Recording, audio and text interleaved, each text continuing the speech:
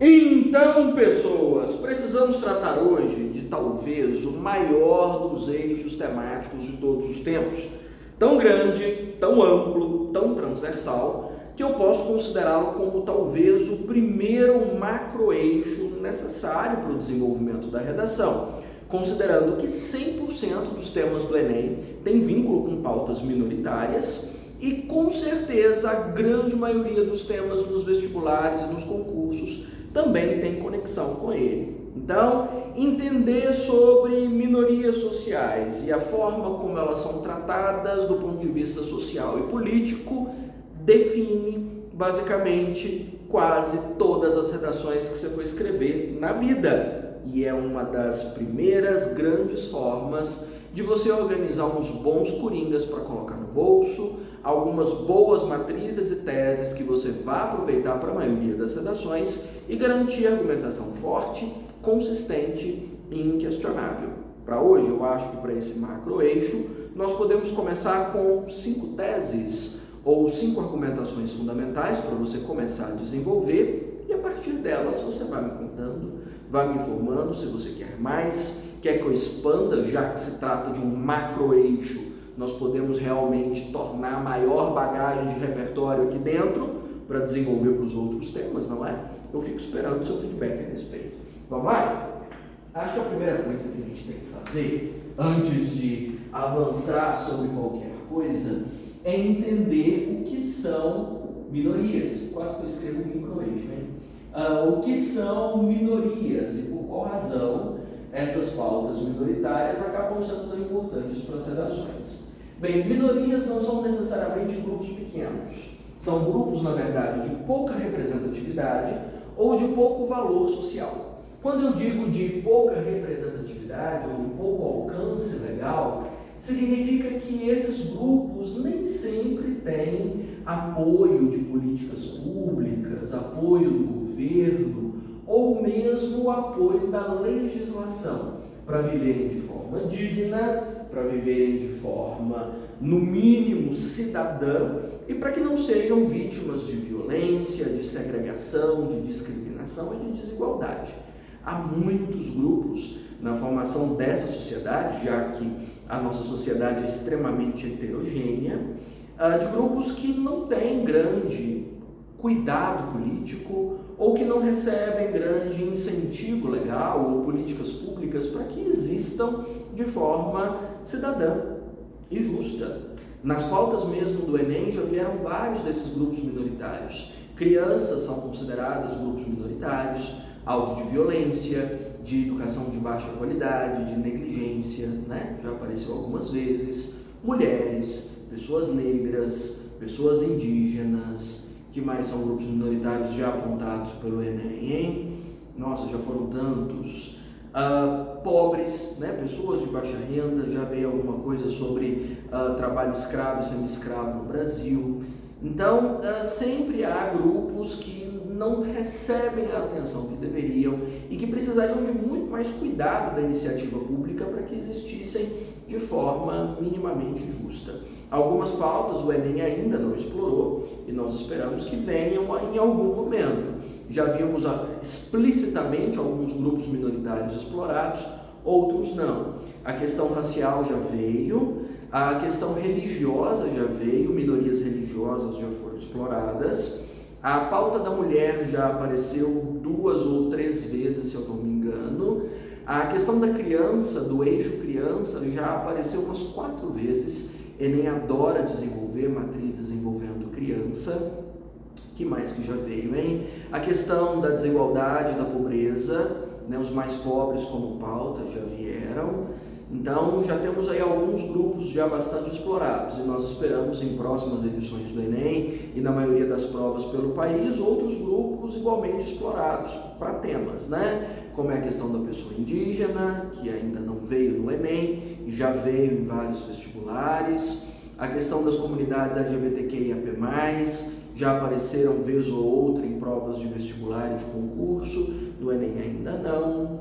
Que mais? Pessoas em condição de rua, que mais? Presidiários ou ex-presidiários, pessoas que vivem com HIV, são grupos minoritários que ainda o Enem não explorou, mas que podem explorar a qualquer momento, e claro, os vestibulares e os concursos cobram o tempo todo, né? Então, dominar o entendimento sobre por que esses grupos são esquecidos pela iniciativa pública, e sendo esquecidos pela iniciativa pública, eles têm também pouca credibilidade social. Por qual razão isso acaba acontecendo?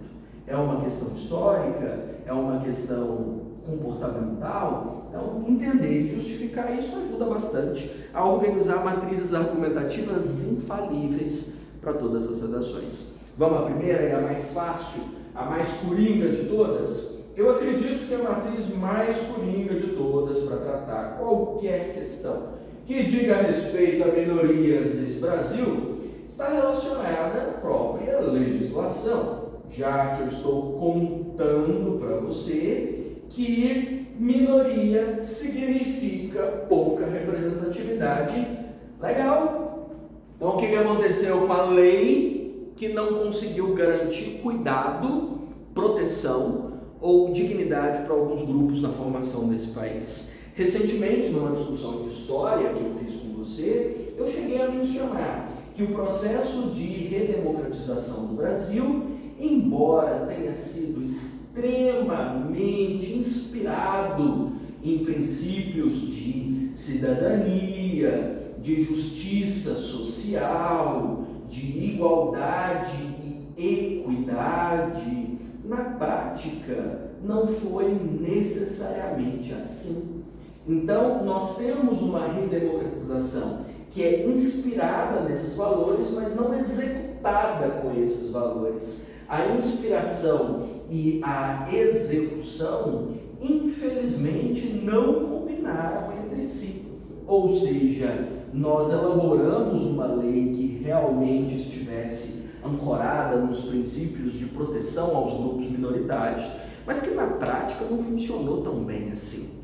Até porque a gente sabe que na prática, para um país tão diverso, tão heterogêneo como o nosso, com realidades tão distintas, né? Um Brasil cheio de outros Brasis na sua composição, uma lei inspirada só em ideais bonitos, revolucionários e progressistas, não traria realmente uma mudança concreta, palpável. Levaria muitos anos, como estamos levando, para conseguir fazer. Veja, já são quase 36 anos de democracia, né, constitucional nesse país. Eu estou me referindo só à promulgação da Constituição Federal, que foi escrita com base nesses valores, né, em 88, mas que até agora, na execução mesmo, não conseguiu. Então, é o velho contraste que eu havia mencionado na aula de História, que é extremamente prático quando a gente diz respeito a minorias. Ou seja, é lindo na teoria, pouco exequível na prática, né? Então, nós não conseguimos materializar esse princípio de democracia na formação dessa sociedade brasileira. Nós conseguimos colocar o princípio da cidadania, da justiça, da equidade no papel, na Constituição, no texto da lei. Inclusive, a própria Constituição inspirou inúmeros estatutos e leis menores de proteção a grupos minoritários. Nós temos o Estatuto da Pessoa Idosa, nós temos o Estatuto da Pessoa Indígena, tem estatuto para quase todos os grupos minoritários. Papéis lindos, a letra maravilhosa, o texto inspirador, mas a prática não é condizente. A capacidade de execução, os recursos para colocar isso na prática e o entendimento de que cada realidade, cada pontinha desse país demanda um cuidado diferente, ainda não acontecem. Não é à toa que esses problemas ainda perduram no cenário brasileiro e nós ainda mantemos muito preconceito, muita desigualdade, muitos grupos desprotegidos, alvos de violência, de esquecimento e de perda de dignidade. Compreende? Então, o fato de ter um texto constitucional e de esse país ser chamado de democracia não significa que ele o seja de fato. Ainda falta uma caminhada longa. Espero que não tão longa assim, já faz tanto tempo. E, infelizmente, com os erros cometidos por esse sistema democrático, muitas pessoas ficam pelo caminho, muitas vidas são perdidas, muito sofrimento é plantado por gerações, né? Que até agora nós não conseguimos reverter. Então, estamos tropeçando ainda na gestão dessa democracia de forma muito amadora. Estou falando de amadorismo em quase todas as aulas, porque eu acho que é um dos melhores coringas para se estabelecer na maioria dos temas, né? Conceito do historiador Sérgio Buarque de Holanda. Em termos democráticos, nós ainda estamos em conflito entre essa ambição gigantesca de construir uma democracia justa e igualitária e uma execução pífia, capenga, xoxa, anêmica, vergonhosa, francamente, né? Tanto tempo, quase 40 anos de exercício democrático, e nós deixamos as pessoas morrerem simplesmente porque não conseguimos fazer uma lei funcionar de acordo com as diretrizes legais que foram escritas, né? Eu acho triste, mas enfim, né? Esse ponto, essa pauta focada em contraste democrático é uma das matrizes infalíveis para você abrir todas as redações, para você construir teses inquestionáveis. Então, apesar do sistema brasileiro democrático ser inspirado em princípios cidadãos de justiça social e de equidade, confirmados na Constituição Federal de 88, o processo de execução da lei, infelizmente, não acompanha as demandas desta sociedade, considerando que grupos minoritários, como fulaninho está no seu tema, persistem de forma grave, vexatória e degradante. Escrevi seu parágrafo, tá vendo? E aí você já exemplifica, exemplo disso e já constrói o seu parágrafo. Anotou? Espero que sim, você já tenha um dos melhores argumentos da sua vida para escrever qualquer redação que pinte na sua frente ou que demande uma defesa forte. E aí você pode complementar. Tal processo falho na sua essência se deve a uma postura extremamente amadora, já denunciada pelo historiador Sérgio Buarque de Holanda, na formação do Brasil colônia. Infelizmente, há uma grande ambição na composição política do país, como defendia o historiador, mas pouca habilidade de execução, por pouca visão profissional e poucos recursos. Escreveu? Ótimo. Bom, uma segunda matriz, que eu acredito ser infalível também para boa parte dos temas que você vai precisar escrever na vida, é sobre a falsa sensação de inclusão que muitos movimentos sociais geram, que muitas pessoas geram, que muitas mídias inclusive geram e que preocupa bastante. Eu digo isso porque, se você der uma olhada em muitos dos grupos minoritários que eu citei, você pode até ter a ilusão de que não haja tanto problema assim em relação à discriminação, ou a pouca representatividade legal, ou a violência, segregação, ou qualquer coisa parecida. Por exemplo, a pauta feminina, que foi tema do último Enem, do Enem 2023, né? Mas a questão feminina já foi resolvida. Há mulheres muito bem-sucedidas nessa sociedade, há mulheres que são respeitadas e incluídas, há mulheres que estão na chefia de grandes empresas, de setores políticos, à frente de tribunais. Por que você está dizendo que mulheres não tenham representatividade ou não sejam respeitadas socialmente se inúmeras mulheres já estão incluídas? A pergunta que eu te faço é: o fato de haver uma mulher incluída, ou algumas mulheres que você conhece, incluídas, respeitadas e representadas, significa que todas as mulheres estão? Significa a garantia de que todo um grupo, toda uma formação social seja de fato respeitada, protegida, representada e, claro, estimulada ao desenvolvimento no cenário do país? Não. Pelo contrário, o fato de haver algumas mulheres bem-sucedidas e que ganham holofotes na mídia gera mais, vamos dizer, invisibilidade daqueles grupos que são violentados, marginalizados, empobrecidos, injustiçados, degradados na formação dessa sociedade. Isso funciona para todos os grupos.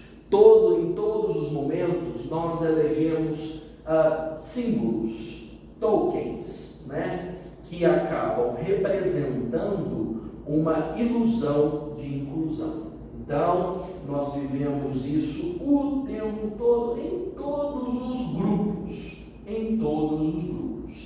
Vamos pegar, por exemplo, a comunidade LGBTQIAP+, que é hoje alvo de muito debate em relação a esses processos de inclusão.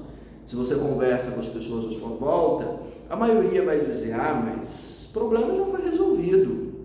Tem casal gay na novela, tem protagonista do filme que é gay, né? Tem pessoa trans na novela que está passando na Rede Globo. Então, qual é o problema? Está incluído. Sei lá, tem Glória Groove, Pablo Vittar no programa de domingo na TV aberta. Então não há problemas em relação à inclusão da comunidade LGBTQIA+. É o que dizem, né? É o que muitos dizem. Da mesma forma que você vai ouvir coisas do tipo, não existe preconceito contra gays, lésbicas, trans ou bis, porque afinal de contas eu até tenho amigos que são, eu conheço pessoas que são, eu tenho professores que são, por aí vai. Já ouviu esse discurso também, né? Bom, o fato de você ter um amigo que não significa que todas as pessoas sejam respeitadas pela mesma condição. O fato de haver, por exemplo, drag queens cantando na tarde de domingo na Rede Globo não significa que travestis, transexuais e drag queens não sejam espancados, escorraçados, humilhados e alvos de crime de ódio nas ruas. O fato de haver um casal gay na novela não significa que outros casais gays sejam respeitados enquanto a sua integridade ou tenham o seu direito de sobrevivência garantido. Então, o fato de incluir um não significa que todos estejam incluídos. O fato de respeitar um e colocar um holofote em cima dele não significa que os outros estejam sendo vistos, né, incluídos e credibilizados. Quem falou sobre tokenismo pela primeira vez foi uma figura bastante conhecida, Martin Luther King, que estava brigando, inclusive, em nome de uma outra minoria, né, da minoria racial. E a pauta do King era a mesma. Era a visão de que o fato de haver, na época do Martin Luther King, uma Ella Fitzgerald, uma Sarah Vaughan ou um Neil Armstrong cantando jazz, não significava que todas as pessoas pretas nos Estados Unidos ou em qualquer parte do mundo fossem respeitadas ou tivessem o seu direito à vida respeitado. Você está vendo isso hoje, inclusive sobre a pauta racial. Porque o fato de haver pessoas pretas respeitadas em alguns núcleos não significa que todos estejam sendo respeitados na sua integridade. Não significa que pessoas pretas nas ruas não estejam sendo alvo de abuso, né, de sofrimento, de degradação, de humilhação. Faz sentido para você? Então, o tempo todo, acho que a tese principal para um parágrafo sobre esse assunto é a de que há na formação dessa sociedade uma inclusão ilusória. Essa inclusão ilusória nos faz pensar que determinados grupos representados significa a representação e a inclusão de todos. Sobre isso, Martin Luther King disserta que a sensação da inclusão é tida quando um membro ganha o holofote, o que faz com que inúmeros outros indivíduos de uma mesma minoria acabem invisíveis. O Enem 2023 foi sobre invisibilidade, né? Tá vendo? Repertório que a boa parte dos meus alunos levou para a prova, né? Se deram bem. Era inevitável, se encaixaria com uma facilidade absurda. Inclusive, é tosco esse processo de inclusão, porque selecionam esse é alvo não só de holofote, mas de espetáculo, calcado em aparência, calcado em arte, né, que deslumbra, que ilude, enquanto a parte mais feia, mais pobre e mais vilanizada acaba sofrendo muito mais, né? Então, dentro de uma mesma minoria, você tem um que é tido como herói, os outros tidos como vilões, né? Vilanizados constantemente. Então, está aqui o segundo repertório, a segunda tese, que dá para você usar para praticamente todos os temas que esbarram em minorias, ou seja, todos, né? Um terceiro, ou uma terceira matriz de repertório, você vai conseguir adaptar para todos os temas, inevitavelmente, porque também diz respeito a tudo que você for escrever, porque diz respeito a toda a formação desta sociedade, é a forma como nós tratamos pessoas como pessoas, dependendo do tipo de pessoa. O que eu quero dizer? Eu quero dizer que nem todo mundo é igual. Nem todo humano é humano. O fato de ter nascido humano não te garante direitos humanos, nem respeito como gente. E nós passamos a considerar gente aquelas pessoas que se parecem com o nosso modo de vida, com os nossos valores mais pessoais, com o padrão de comportamento que a gente desempenha e que a gente julga correto. As outras pessoas são menos gente, e nós não temos vergonha de dizer isso e de tratar essas pessoas em condição menor, né? Eu estou me referindo a uma das matrizes argumentativas mais importantes de todos os tempos sobre o processo de desumanização das minorias. Quem fala sobre desumanização das minorias é a senhora Hannah Arendt, que inclusive era minoria social e acabou falando da sua própria condição e da condição do seu povo. Hannah Arendt era uma mulher judia durante a Segunda Guerra. Fugiu de campos de concentração e conseguiu se refugiar nos Estados Unidos por quase toda a vida, trabalhando como professora e como pesquisadora.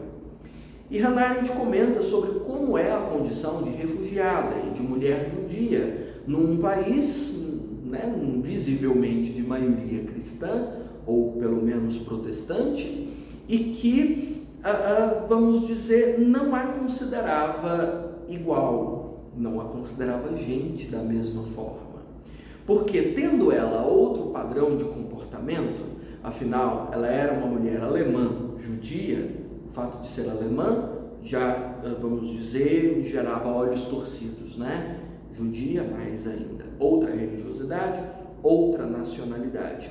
Ou seja, ela foi vista na sociedade americana durante toda a vida, o tempo em que esteve refugiada por lá, como menos gente, já que o valor cultural dela e a origem dela a diferenciavam. E sendo menos gente do que os outros, por não se identificar com o grupo maior daquela sociedade, fazia com que certos tratamentos agressivos, violentos, humilhantes ou segregacionistas fossem tidos como corretos, como aceitáveis, como normais. Pensem, por exemplo, qual é a sua relação com uma barata? Eu acho que é o melhor exemplo. Você considera a barata um ser inferior, considerando que a barata tem hábitos de vida com os quais você não concorda, não só pelo fato de ser um bicho, mas por ser um bicho que habita os esgotos, geralmente, e se alimenta de coisas que você considera nojentas, não é assim? Então, já que a barata tem um hábito de vida com o qual você não concorda e uma origem que você despreza, significa que a barata é um ser que você pode matar, que você pode torturar, que você pode envenenar, e está tudo bem fazer isso, já que ela é um ser inferior. Não estou dizendo para você colocar as baratas na sua cama para dormirem com você, mas estou só te mostrando uma situação que de alguma forma emula o que nós fazemos com grupos minoritários, já que não vivem como nós, não são dignos de respeito, de consideração, muito menos de sobrevivência. Sempre me lembro do mesmo caso, todas as vezes que eu estou tratando desse assunto. Me lembro de Galdino Pataxó sendo morto queimado no ponto de ônibus em 1993 por um grupo de playboys que considerou que colocar fogo no cobertor do índio dormindo no ponto de ônibus era no mínimo divertido, porque nem achavam que ele era uma pessoa indígena, acharam que era uma pessoa em condição de rua e estava tudo bem queimar o mendigo.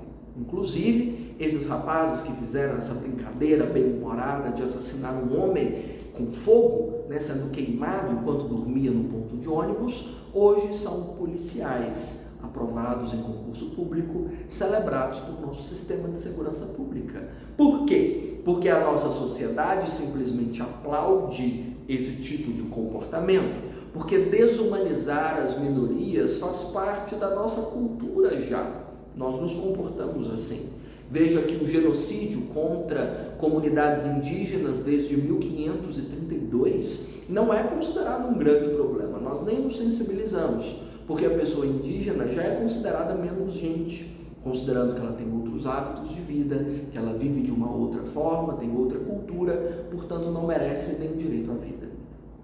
Se eu for aplicar isso para todos os grupos considerados minoritários, você entende o nosso comportamento de desprezo, de alienação, de indiferença, de violência, de agressividade, né? Porque nós julgamos. Todos aqueles que estão menores do que nós são menos dignos de sobrevivência, de direitos humanos, de dignidade, né?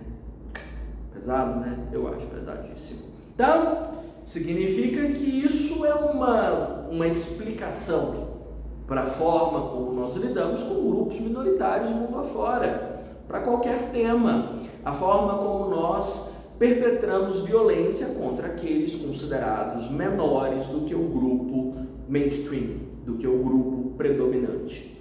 Ele escreveu isso aí? Então, segundo Hannah Arendt, no conceito de desumanização das minorias, grupos que pertençam a padrões culturais comportamentais diferentes ou identitários diferentes daqueles da maioria tendem a ser desprezados e humilhados numa condição de subhumanidade.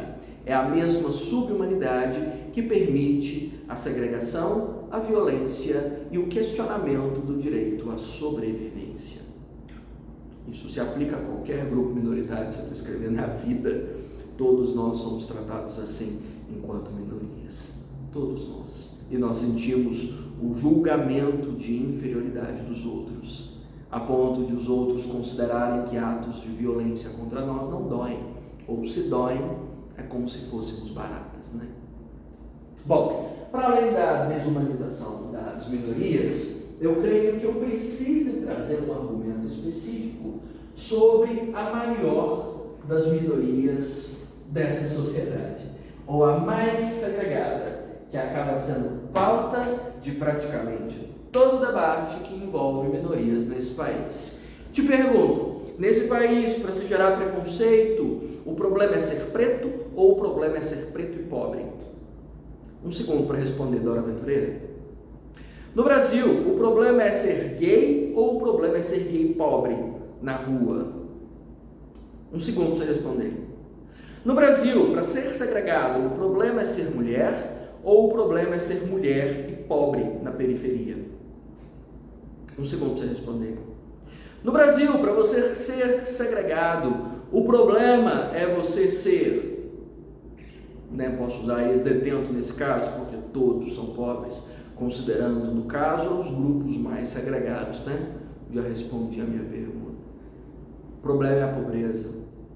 Acima de qualquer outro traço que nos defina como minoria, sendo mulher, LGBTQIAP+, preto, índio ou qualquer outra designação de origem, de cor, de entendimento, de orientação sexual, de gênero, a pobreza pega mais. Ser pobre nesse país não é para amadores. O preconceito contra a pobreza é muito maior e pega muito mais do que qualquer outro. Eu estou me referindo a uma das matrizes mais importantes de todos os tempos. Produzi aula há algum tempo específica sobre esse conceito e eu sinto que eu tenho o dever de desenvolver essa aula de novo, de atualizá-la. Se você concordar, você, por favor, me avisa, porque eu acho que é meu dever moral fazer isso. Eu estou me referindo à aporofobia, ou a aversão, o ódio e a segregação dos mais pobres. Então, se você for avaliar entre todas as massas marginalizadas mundo afora, e sobre a forma como nós separamos aqueles que devem ou não ser incluídos, a renda é fator determinante. Pense, por exemplo, em grupos migrantes ou em refugiados. Os grupos migrantes de países ricos ou com uma renda superior são sempre mais acolhidos do que os grupos migrantes de países empobrecidos, já lascados em relação ao desenvolvimento econômico. Já percebeu? A gente adora um estrangeiro rico, a gente não gosta do estrangeiro pobre, não é assim? Então, a questão da renda é um divisor no entendimento da minoria e é, sem dúvida alguma, um catalisador das violências, do preconceito e da segregação. Acelera bastante. Quem fala do processo de aporofobia e quem o identificou é uma espanhola fabulosa chamada Adela Cortina. E a Adela compreendeu esse processo, inclusive com os fluxos migratórios, para entender que a migração na Europa de refugiados é vista com olhos diferentes dependendo de quais grupos migram ou de quais países estão vindo. Se são migrantes pobres ou ricos, isso determina o jeito como são tratados. Então, nós definimos uma espécie de escala de valor dentro dessa sociedade pautada em produtividade e renda. Então, pessoas produtivas e geradoras de renda, para nós, são pessoas de valor e que merecem ser respeitadas. Você pode perceber que, inclusive, a forma como nós identificamos as pessoas pelo que elas fazem, pela profissão que desempenham, já é um determinante do tipo de respeito que ela merece. Você pode perceber, por exemplo, que o nível de credibilidade que uma pessoa como eu recebe, em termos do trabalho que desempenha, é diferente do nível de credibilidade que um advogado ou um médico recebem. E isso está relacionado ao prestígio da profissão ou à renda atrelada à profissão? Professores têm prestígio pelo tipo de trabalho que desempenham também. O que pega é a renda. O fato de a renda ser menor faz com que a nossa credibilidade e nosso respeito caiam. Nós temos uma definição de credibilidade pela renda. Da mesma forma que a agiefobia ou o etarismo, como é definido agora, sobre o preconceito em relação à pessoa idosa, também está relacionada à renda. A pessoa idosa é considerada menos produtiva. É aquela que é considerada que gera mais despesa do que receita. É aquela que gera mais custos do que produção. Então o nível de credibilidade e de respeito que ela tem é menor, tende a ser menor. E ela tende a ser mais abusada, mais negligenciada e é uma das populações mais empobrecidas. Os PCDs dentro dessa sociedade, as pessoas com deficiência, estão entre as populações mais pobres, portanto estão entre as populações mais segregadas. Então quase todos os problemas de preconceito que nós vivemos nesse país não tem só vínculo com cor, com idade, com orientação sexual ou gênero, mas tem vínculo direto e inevitável com a renda. E aí, claro, com a renda você define, como eu mencionei, o tipo de trabalho que exerce, se produz mais ou menos renda, com o lugar onde mora, que denota mais ou menos renda, com o tipo de roupa, sapato ou carro que dirige, que também define mais ou menos renda, e aí você tem uma lista infinita do que é índice, ícone, do quanto dinheiro você movimenta, no país, para definir o grau de respeito que você tem. Então, isso é um traço pesado. Eu acho que a nossa régua para definir quem deve ser digno de cidadania ou não é muito mesquinha, mas é o que nós fazemos. Então você pode construir uma tese dizendo que acima do preconceito fulano que você está discutindo ou da segregação da minoria, é preciso levar em conta o preconceito social. A Adela Cortina discute no conceito de aporofobia a dimensão de contrapartida para definir cidadania, considerando a contrapartida financeira um dos maiores ícones para a geração de direitos humanos e para a credibilidade de qualquer grupo nesta sociedade. Portanto, se houver renda, possivelmente existe cidadania. Como nós vivemos em um país brutalmente empobrecido, cujas desigualdades sociais são abismais, significa que um grupo cada vez maior de pessoas é privado do direito a respeito, à justiça social, à credibilidade, a acessos. Merece ou não uma aula só para isso, hein? Pesado, não é? Eu acho pesadíssimo. Eu fico revoltadíssimo quando eu discuto tudo isso, e eu acho que merece uma aula só para expandir esse conceito. Confirma para mim. Mas enfim, acho que é um quarto conceito digno, né, de abordagem na maioria das redações, né, na maioria delas. Estamos discutindo, inclusive, até a questão de racismo ambiental. Não sei se você já ouviu falar da pauta. De considerar, por exemplo, que impactos ambientais pegam mais a população preta e pobre do que em qualquer outra camada da sociedade. Pense em aquecimento global, em tempestades, em tragédias e a forma como impacta grupos diferentes. Impactos ambientais não são iguais para todo mundo, né?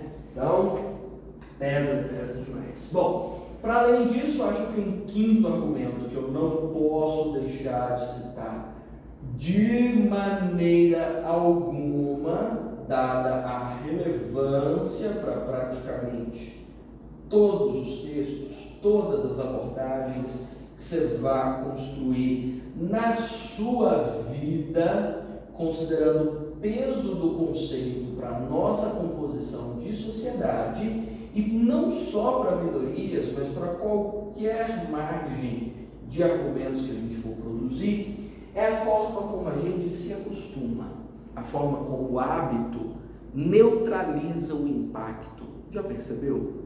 Por mais bizarra, atroz e grave que seja qualquer violência ou qualquer desigualdade nesse mundo, tudo é neutralizado pela força do hábito. A gente se acostuma a absolutamente tudo. E não só acostuma-se, como replica, reproduz e passa para frente, à medida que determinados comportamentos são incorporados pelo modelo político, pelo modelo cultural, pela vida em sociedade. A isso se dá o nome de banalidade do mal. Banalidade do mal também discutida por senhora Hannah Arendt, também mulher judia, que viu o mal ser banalizado na formação da Alemanha nazista, né? E a tese da Hannah é mais profunda porque ela vem de vivências, né? E é mais intensa ainda porque ela, como mulher judia, vítima do avanço do partido nazista na Alemanha, conseguiu perceber que a maioria daquelas pessoas extremistas, né, vinculadas a uma posição polarizada de construção política, não percebiam o mal que causavam, por exemplo, com o genocídio. Não percebiam o mal que provocavam os campos de concentração, porque aquilo foi incorporado ao modo de vida, aquilo foi incorporado à vivência da política, aquilo foi parte da cultura. Sendo parte da cultura e replicado pelo poder, pela política e pelo sistema, a boa parte da população que estava imersa naquilo, principalmente da população ariana, né? Porque os mortos com certeza não gostaram do que estava acontecendo, mas enfim, a população ariana considerou aquilo normal, comum, porque se torna base da vida. Então significa que a repetição de qualquer tipo de comportamento, né, associado ainda à incorporação desses comportamentos à cultura, à política, à vida em sociedade, fazem com que tais comportamentos sejam tidos como normais, como aceitáveis e como passíveis de reprodução. Isso ocorre com quase todos os grupos minoritários. Veja, por exemplo, que o comportamento machista patriarcal vivido nessa sociedade, que vitimiza mulheres, a comunidade LGBTQIA+, principalmente, são nada mais que hábitos. São hábitos construídos desde a formação da colônia, com os quais nós nos acostumamos, incorporados à cultura, incorporados à política, repetido através dos anos. Isso fez com que nós não percebêssemos o quão graves fossem esses comportamentos, a ponto de aceitarmos a violência doméstica como parte da cultura, a ponto de aceitarmos a homofobia como elemento fundamental para a evolução da sociedade e, em momento algum, interrompermos esse tipo de comportamento, porque era aceito como normal. Levamos tempo até conseguir questionar, até conseguir confrontar. em mudar alguma coisa, e olha que não mudamos muito, né? Da mesma forma que racismo dentro dessa sociedade nada mais era do que parte do modelo cultural e político, e por que não econômico, considerando a sociedade escravocrata que mantinha a sua economia com mão de obra escrava. Ou seja, se isso foi repetido ao longo dos anos, incorporado à cultura e à política, inevitavelmente isso foi banalizado, nós nos acostumamos com isso e esses comportamentos foram tidos como normais. Então significa que essa pouca credibilidade social, a pouca representatividade legal, a violência, a desigualdade e a segregação são nada mais que naturais.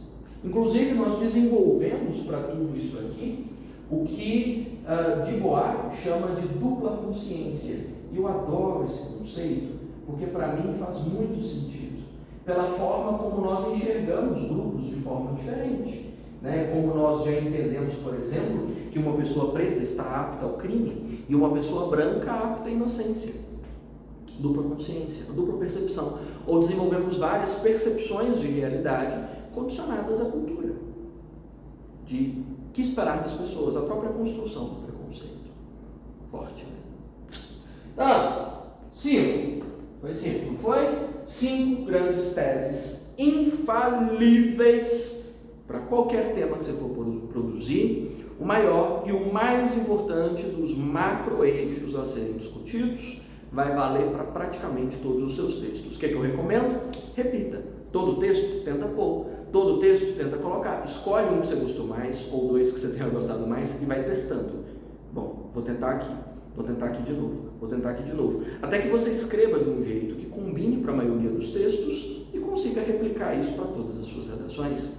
Economiza tempo, garante uma nota espetacular e a sua argumentação fica inquestionável. Combinado?